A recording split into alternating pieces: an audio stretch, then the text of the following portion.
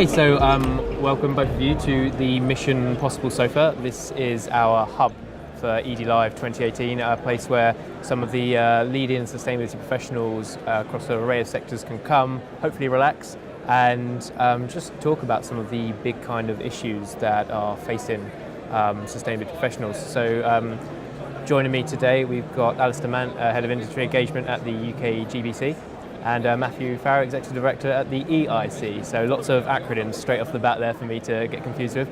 So I suppose, have you two ever had a chance to meet? It seems like quite a strange pairing, I realise. So yeah, have you had a chance to meet before? Is this a first time introduction? This is a first time introduction, I believe. Yes. Okay, brilliant. Well, we'll try and find some common ground to speak about. But Alastair, I think I will start with you. You're speaking later on today at the Sustainability Keynote, all about how businesses can take the lead in the area of the built environment. Without giving too much away, perhaps a little preview of the stuff you are trying to engage delegates with during that conversation.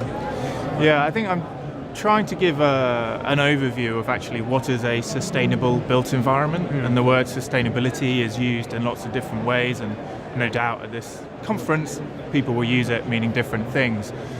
So we need to set out a vision of what is a sustainable built environment, what are we trying to achieve, and then actually looking at the data and how close are we to that, how much work is there to be done.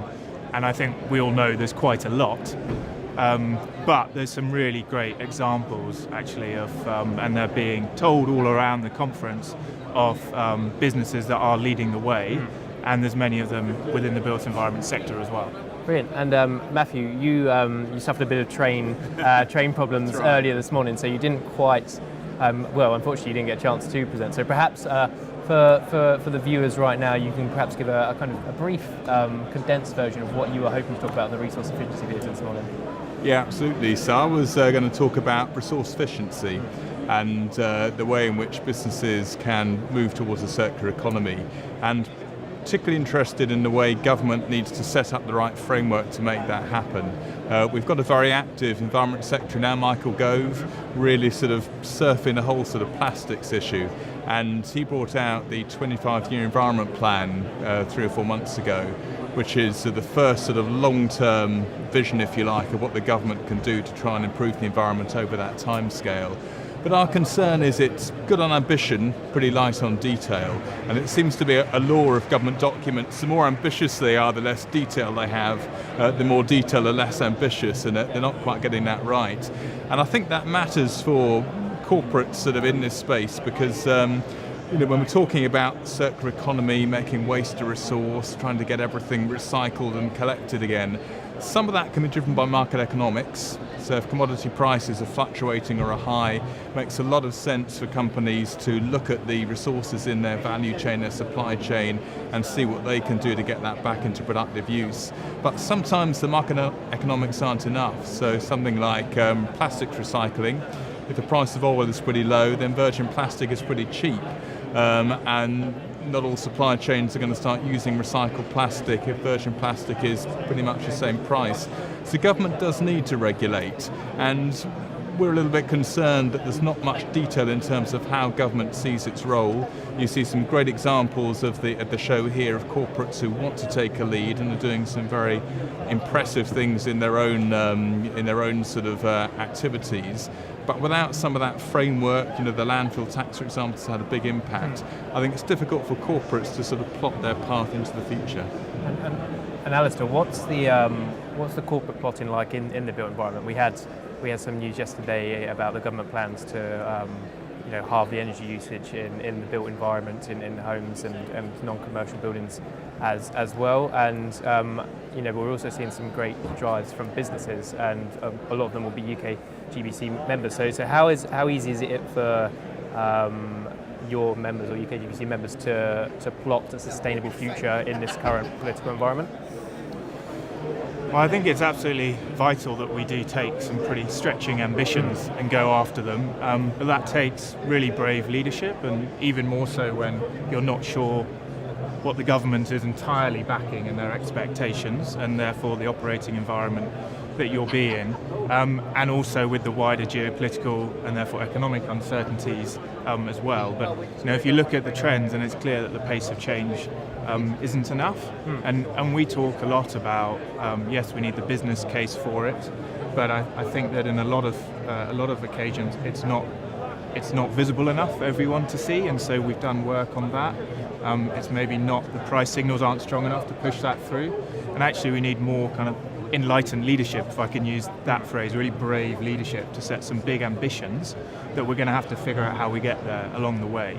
And we've got an advancing net zero program that we've launched, and that's with the World Green Building Council as well. And we're asking for new buildings to be operating at zero carbon from 2030. Whereas we've got a commitment yesterday from government to half it, and we're looking for all buildings to be operating zero carbon by 2050. So we need to look again at how are we going to get our country in line with the Paris agreements, and the 80% Climate Change Act target that we had, that we're aiming for, and the 2025 ambitions around the built environment that was restated by government, perhaps actually doesn't go far enough in terms of Paris now and the new climate science. And so there's maybe a bit of recalibration and some quite big and scary ambitions that we're going to have to set. But the other thing we do is, we need to collaborate and we need to co-create, and we need to sort of extrapolate the small case studies and find ways to take them to all our members, everyone in the industry, and actually make that the business as usual. I'm really glad you brought up that theme of collaboration, because obviously UKGBC compiled of hundreds of members, some of the biggest kind of business you can find in the built environment, and obviously the EIC has a huge kind of lobby and power behind it as well. So, when did this notion of collaboration amongst businesses start actually becoming? I think I was always under the impression that businesses were like, we're all rivals here, let's not share. When did they kind of just down tools and say, actually, if we are going to achieve these kind of targets, whether it's around resources, built environment, circular economy in the built environment, when did all these companies start thinking actually working together is the only way we can achieve these stretching ambitions? Matthew, perhaps you want to take that one on first? Yeah, I think it's been a gradual process. One of the things I like about running a trade association is, as you say, a lot of our members will be competing sort of tooth and nail in the market, sort of, when they're bidding for contracts or whatever. But they actually enjoy the opportunity to sort of come together as peers and discuss common challenges. And particularly a lot of my members are, they're selling environmental products and services to mainstream businesses. So those products and services, the demand for them comes out of international agreements like Paris or homegrown regulation. And so they want to work together through EIC to try and shape that regulation so it's pragmatic and practical, but also is delivering some environmental benefits. I think as well, events like we've got here today, social media, and so on also helps people connect quicker and sort of understand, looking for ideas. Business is very global these days, so I think people are often interested in what's happening not just in the UK, but in other countries as well. So we've done some work around post-Brexit, what the government can learn for countries like Canada and Australia in terms of the Neighbours scheme in Australia, or some air quality legislation in Canada, so let's learn from the best. So I think, it's a huge challenge, as we were saying, to meet the 1.5 degrees or to clean up the air quality, which is very bad in British cities, or to get a truly circular economy. And I think that sort of collaboration is essential. I think it's not what comes naturally to the property and construction sector in terms of collaboration, and we often talk about the sort of landlord-tenant divide, and even the wording that's used isn't particularly useful, and we're starting to move more to kind of customer or occupier rather than just tenant.